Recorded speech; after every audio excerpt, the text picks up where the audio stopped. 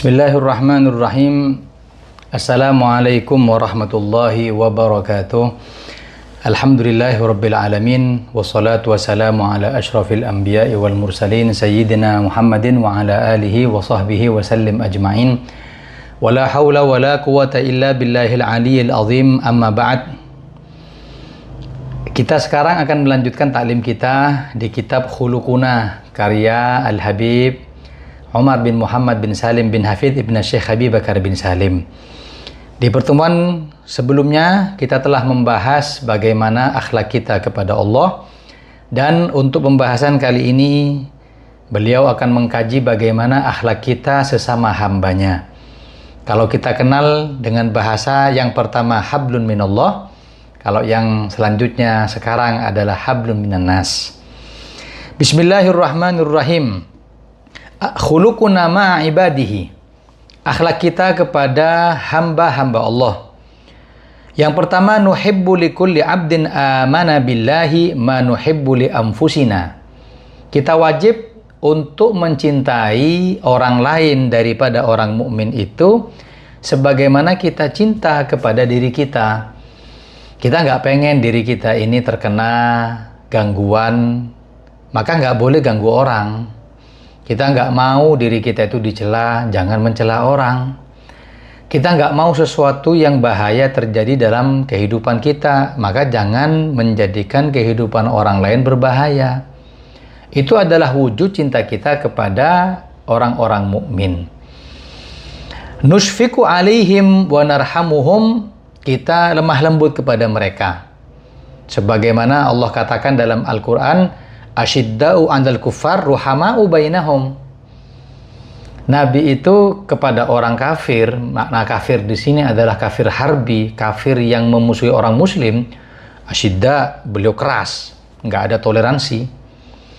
Tapi ruhama'u bainahum, di antara kita sesama sama-sama orang muslim, ruhama, rahmat. Kemudian tutur katanya yang baik, sopan santunnya, ramah, ya, mengalah kepada kaum muslimin. Nuwakkir al-kabir nar'afu bis-shaghir, kita menghormati yang lebih tua dan menyayangi yang lebih muda. Laisa minna man lam yuwakkir kabirana wa lam yarham sigharuna, kita bukan termasuk daripada golongan kami, kata Nabi Muhammad, man lam yuwakkir kabirana, orang-orang yang tidak menghormati orang yang lebih tua dan tidak menyayangi yang lebih muda. Walam lam nuwakkir kabirona walam narham shaghirona au kama qala.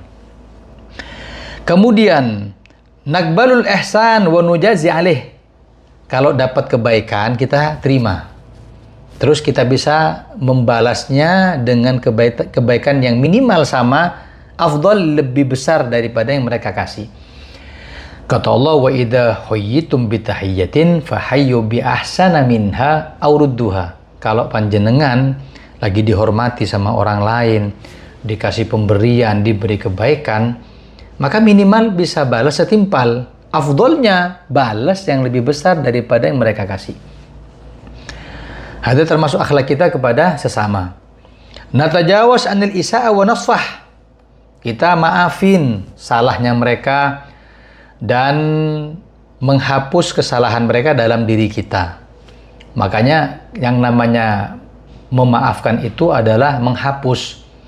Kalau dari sisi pengertian, afa ya'fu, artinya memaafkan, itu sama dengan maha yamhu, menghapus. Maka sangat ironis sekali kalau ada orang bilang memaafkan, ternyata dia ketika temannya melakukan kesalahan kedua kali, dia ungkit yang pertama. Loh, kalau panjenengan ungkit yang pertama, berarti yang pertama belum dimaafin dong. Iya.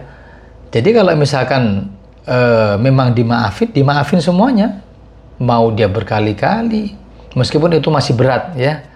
Dalam diri kita terapkan, tapi minimal beliau gariskan, hakadha, beginilah akhlak kita kepada hamba-hambanya Allah. Seperti sifat Rasul sallallahu alaihi wasallam dalam Maulid Ad-Dibai, beliau disebutkan oleh Syekh Abdurrahman Ad-Dibai, katanya in udhiya ya'fu wa la yu'aqib. Nabi itu kalau diganggu, ya'fu maafin, walam yu'aqib, nggak balas. Tapi selama yang dikurangi adalah hak dirinya pribadi. Tapi kalau sudah yang dikurangi adalah haknya Allah, agama, lam yakum ahadun liwadhabih, nggak ada yang bisa meredam bagaimana marahnya Nabi Muhammad. Dikisahkan ada satu orang, anak kepala suku yang waktu itu mencuri. Waktu itu sudah turun ayat dipotong tangannya pencuri, qat'us sariqah. Tapi si ayah ini nggak mau anaknya dipotong tangannya, makanya ngelobi dia. Pertama ngelobi kepada Sayyidina Abu Bakar. Dikatakan, wahai Abu Bakar, kau ini sahabatnya Nabi, sahibuhu fil ghar, temannya ketika di gua, awwaluman aslam, pertama yang masuk Islam. Tolong mintakan kepada Muhammad kalau bisa jangan dipotong tangan anak saya. Kenapa? Karena jangan lihat anak saya, tapi lihat saya sebagai kepala suku tadi itu. Kata Sayyidina Abu Bakar, aduh nggak berani saya. Karena Nabi kalau sudah marah untuk urusan agama, lam yakum ahadun lighadabih, nggak ada yang bisa meredam. Datang kepada Sayyidina Umar, nggak bisa. Datang kepada Sayyidina Ali, nggak bisa. Akhirnya gimana? Ini bapak kepala suku ini nyari cara, akhirnya minta tolong kepada anak kecil, gulam, yang namanya Usama bin Zaid. Ya, Usama bin Zaid bin Harithah. Zaid bin Harithah, abahnya anak ini, termasuk budaknya Rasulullah. Sampai Nabi pernah at-tabanni, menganggap anak Zaid bin Harithah. Kata si bapak ini, kata si kepala suku ini, barangkali Usama kalau ngomong sama Nabi Muhammad diterima, anak kecil.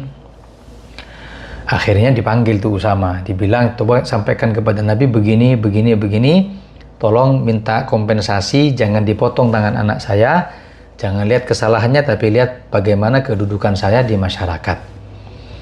Anak kecil hadirin, ya, tiba-tiba datang dengan polosnya, ngomong sama Rasulullah, kalau anaknya si fulan kemarin nyuri, ketahuan, dan sudah wajib potong tangan, karena lebih daripada rubuk dinar yang sudah dicuri tadi itu. Akhirnya, dan dia minta, menyuruh aku untuk menyampaikan kepada engkau, wahai Nabi, agar tidak dipotong tangannya. Tahu inti yang terjadi apa? Rasul sallallahu alaihi wasallam, beliau marah dan mengatakan, wallahi lau kanat Fatimah binta Muhammad saraqat laqata'tu yadaha. Demi Allah, jangankan anak kepala suku, andai anakku Fatimah binti Muhammad yang menjadi pelipur lara saya, kecintaanku di antara anak yang lain, saraqat, dia nyuri, Fatimah nyuri, laqata'tu yadaha, aku yang akan memotong tangannya. Nah itu kalau sudah agama yang dilanggar, nggak ada yang bisa toleransi sama Nabi. Tapi in udhiya ya'fu wa la yu'aqib, untuk urusan pribadi Nabi maafin. Wa in khusima yasmut wa la yujawib, kalau sudah dikata-katai kotor Rasulullah, Nabi diam, nggak jawab. Sallallahu alaihi wasallam. Kemudian la naghdab li anfusina, kita nggak marah karena diri kita yang dikurangi. Bal naj'al ghadabana lillah wa ridana lahu, tapi kita jadikan murka kita, marahnya kita karena Allah, dan keridhaan kita karenanya. Wala tatashawwaf anfusana ila ihsani ahadin minal khalaq. Jangan pernah berharap kebaikan dari seorang pun. Jangan. La ta'tamid ala ahad. Ente berharap bantuan dari fulan, dari PT fulan. Lah, berharaplah dari Allah. Allah akan datangkan tentara-tentaranya untuk membantu ente. Sampai dikatakan, la tas'alanna bani Adam hajatan was'alil ladzi abwabuhu la tuhjabu. Minta, jangan pernah minta kepada manusia sedikit pun, tapi minta kepada zat yang pintunya nggak pernah tertutup. Kita ini kurang minta, hadirin, sama Allah ini. Kita ini mau ketemu sama orang kaya ini harus janjian. harinya ditentukan, jamnya, ngomongnya ditata sama Allah. 24 jam ente datang kepada Allah, Allah ada di situ. Jangan ada persepsi kalau zuhur Allahnya lagi banyak yang bertamu. Enggak, mau zuhur, asar, maghrib, isya, ketika kau butuh dengan Allah, Allah ada. Kita kurang aja sama Allah. Ya, kurang minta sama Allah. Allahu yaghdabu in tarakta su'alahu. Allah itu marah kalau kau ninggalkan minta kepadanya. Wa bani Adam hina yus'alu yaghdabu. Tapi manusia ketika diminta akan marah. Kuali aneh pokoknya. Coba percaya kon ngomongin ini. Pokoknya yo, kon le ono perlu langsung nang aku. Aku loh, pintuku terbuka untuk kamu 24 jam. Pret. Iya saiki. Tapi ternyata di telepon dia gak diangkat. Iya. Janji-janji toh, iya engkau tak transfer, gak ono blas. Makanya Rasulullah SAW mengajarkan kepada Sayyidina Hasan doa yang luar biasa. Ketika Sayyidina Muawiyah itu memberi upeti kepada Sayyidina Hasan tiap bulan. Akhirnya suatu saat pernah upeti tadi itu, hadiah dari pemerintah tadi itu telat. Terus mau minta, mau nagih, nggak enak. Kif, cucu Nabi Hasan bin Ali minta upeti yang kemarin belum dibayar. Waduh, aib. Tapi kalau misalkan nggak diminta, lagi butuh, akhirnya beliau memutuskan, wes nggak usah minta. Terus di malam hari tertidur, di tidur tersebut bermimpi Rasul Sallallahu Alaihi Wasallam diajarkan doa. Apa doanya? Kata Rasulullah, baca ini wahai Hasan, Allahumma igdzif fi qalbi roja'ak waqta roja'i amman siwak hatta la arju ahadan ghairok. Ya Allah, tolong kau putuskan dari aku ini berharap kepada umat, berharap kepada manusia, berharap kepada mukmin lainnya, enggak, kepada orang seorang pun tidak ada. Waqta roja'i amman siwak, putuskan harapanku tadi ini untuk berharap kepada manusia. Hatta la arju ahadan ghairok, sampai aku tidak ada harapan kecuali kepadamu ya Allah. Ya, sudah berharap kepada Allah. Kalau sudah nanti datang bantuan dari Allah, ya, Allah itu tinggal diminta aja. Dan kita harus husnudzon, karena setiap pemberian dari Allah tadi itu tidak harus dijabahnya doa dari Allah. Itu bukan harus atok, bukan harus pemberian. Kadang al-mana' dicegah dari terijabahnya doa itu sudah pemberian. Ya. Wala yamna'na i'tida'uhum alaina minal ikhlas fin nusfi lahum. Ingat kata beliau, jangan pernah mencegah kita untuk menasihati musuh kita meskipun dia sudah jelek kepada kita. Oh, Masya Allah. Hadirin, tahu ndak ente? Sayyidina Ali itu punya dua sifat. Satu sifat yang terwarisi, kedua sifat yang memang Allah beri. Minnah, anugerah. Pertama sifat nubuwah, sifat akhlaknya Nabi yang mengalir kepada Sayyidina Ali. Ya, karena Sayyidina Ali anak muda pertama yang masuk Islam, dia mulazamah dengan Nabi itu sudah bertahun-tahun. Belum lagi bagaimana Sayyidina Ali terdidik akhlaknya dari ayahanda Abu Thalib. Ada pertama. Yang kedua, futuwah. Sifat Sayyidina Ali yang Allah beri, anugerah itu namanya futuwah. Apa futuwah? Futuwah itu sifat yang bisa membawa seorang musuh masuk ke dalam surganya Allah sebelum dirinya masuk terlebih dulu. Ada futuwah. Jadi bukan cuma membawa teman kita masuk ke dalam surga, enggak, tapi membawa musuh kita masuk ke dalam surga lebih dulu daripada kita. Ada sifat futuwah namanya. Oh, Sayyidina Ali bin Abi Thalib, babu Madinatul Ilmi, pintunya kota ilmu. Ana Madinatul Ilmi wa Aliyun babuha. Aku ini kotanya ilmu, kata Rasulullah. Ali itu pintunya. Masya Allah. Wa isda'il ihsani ilaihim, jangan gara-gara dia jelek kepada kita terus kebaikan kita terputus. La. Ada laisa akhlak ummati Rasulillah, bukan akhlak umatnya Nabi. Kita kan melihat manusia ini begini, kita lihat orang lain tuh begini, kebaikan yang banyak itu bisa hancur gara-gara satu kesalahan. Tenono kon, ngono ya ente ini ternyata dari dulu elek nangana, cuman ente ini seakan-akan akhlaknya api, dadakno kon elek. Loh, kau ingat kebaikanku itu 10 tahun yang dulu tuh baik semua. Gara-gara satu kesalahan semua jadi jelek. Nggak seperti itu. Sampai dikatakan al-Arab la yansa walau lukmah. Orang Arab itu nggak bakal lupa kebaikan seseorang meskipun sesuap nasi yang pernah dikasih sama orang. Gitu sifatnya orang Arab itu. Kemudian nattaqihim wa nuhadzir minhum wa la nasi' bihim adh-dhann. Kita kasih peringatan kepada mereka. Ingat, kejelekan ente akan dibalas sama Allah. Nasihati. Misalkan bisa masuk dengan cara nasihat. Kadang nggak semua musuh kita itu karena benci, nggak bisa karena iri. Ya, seperti orang-orang kafir Mekah itu sebenarnya nggak benci sama Nabi. Mereka percaya Nabi itu al-amin, orang amanah, jujur. Cuman apa? Makhafatas syanan, takut kesaing, hasud. Agamanya Nabi Muhammad di kacamatanya orang-orang Mekah qabilahul janan, angkarahul lisan wa qabilahul janan. Lisannya ingkar. Ajaran apa Muhammad itu? Ajaran baru. Iya, itu ajaran tidak ada dari datuk-datuk kita. Tapi hatinya nerima. Banyak riwayat menyebutkan bagaimana mereka mendengar lantunan ayat suci Al-Quran sampai nggak kerasa adzan. Mendengar Bilal mengumandangkan adzan, mereka lari. Iya. Mughirah,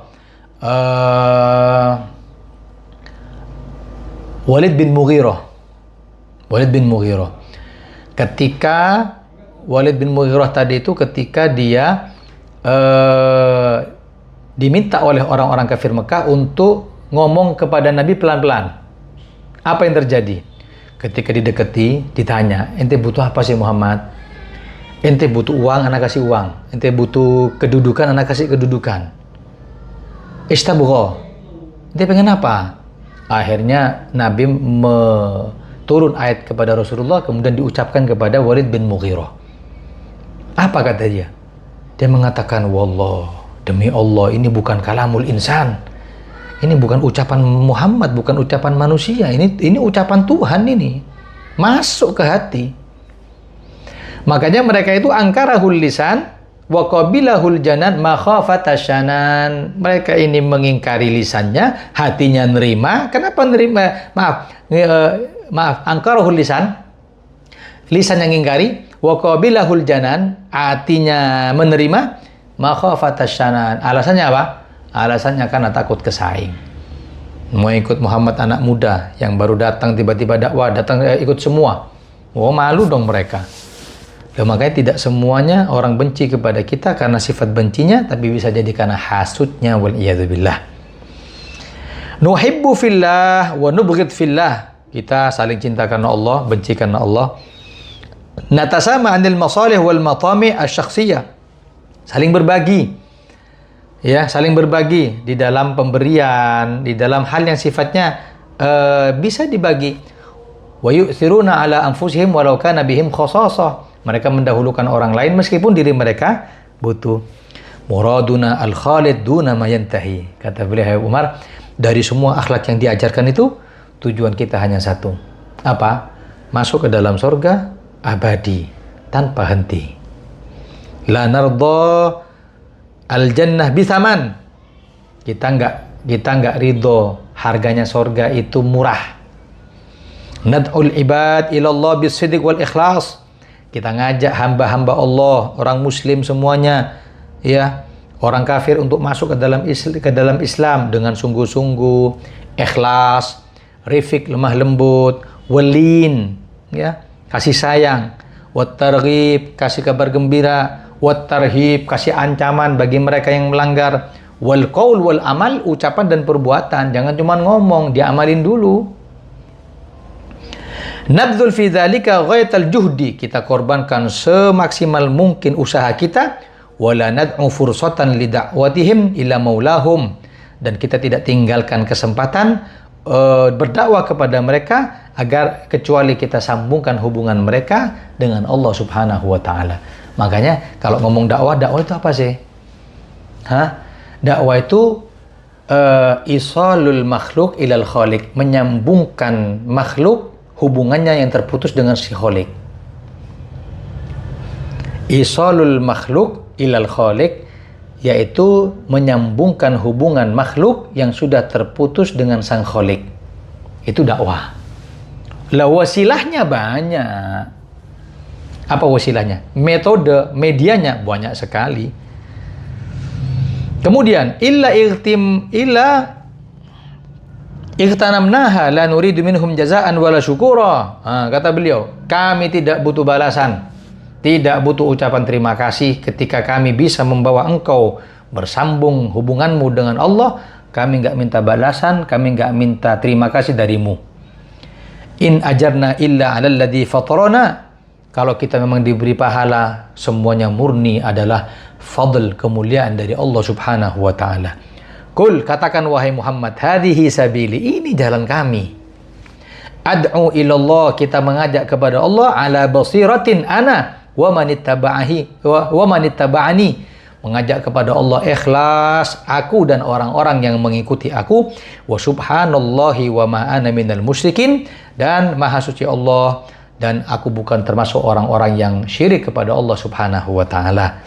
Maka dari itu kita berharap semua gerak-gerik kita, ucapan kita, niat kita, ahwal kita, keadaan kita pakai sarung ini dihitung dakwah oleh Allah Subhanahu wa taala, sehingga setiap detik mendapatkan pahala dari Allah.